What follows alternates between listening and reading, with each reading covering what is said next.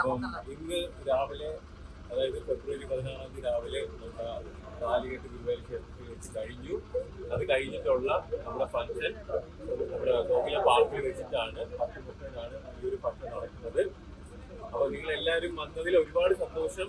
നിങ്ങൾക്ക് പ്രത്യേകിച്ച് ബൈക്ക് തരാൻ വേണ്ടി മാത്രമാണ് എൻ്റെ ഈ ഒരു സൈഡിലേക്ക് വന്നത്. അപ്പോൾ കാരണം ഞാൻ ഇറങ്ങിയ കാലഘട്ടം മുതലേ നിങ്ങൾ എൻ്റെ കൂടെ സപ്പോർട്ടായിട്ട് നിങ്ങൾ എൻ്റെ കൂടെ ഉണ്ട്. അപ്പോൾ എൻ്റെ റെസ്പോൺസിബിലിറ്റിയാണ് നിങ്ങളെ കൺസിഡർ ചെയ്യാന്നുള്ളത്.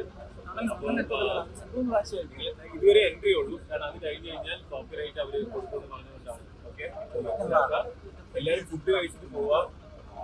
പിന്നെ ഒരു എന്താ പറയാ, കല്യാണത്തിന്റെ ഒരു സിറ്റുവേഷൻ ആണ്. അപ്പൊ എല്ലാവരും ഹാപ്പി ആയിട്ട് അടിച്ചു പൊളിക്കുക.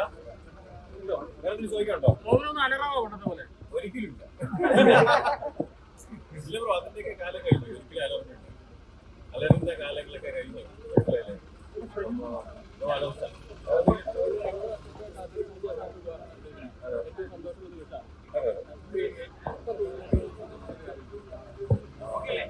കാരണം ഞാൻ പറഞ്ഞില്ലേ, ഈ ഹസ്ബൻഡ് അല്ലെങ്കിൽ മാരീഡ് എന്നുള്ള ഒരു കൺസെപ്റ്റ് ആദ്യമായിട്ടാണ് ഞാൻ ഫീൽ ചെയ്തത്. അപ്പം ഇപ്പൊ എന്താ പറയാ, ഭർത്താവാണ്.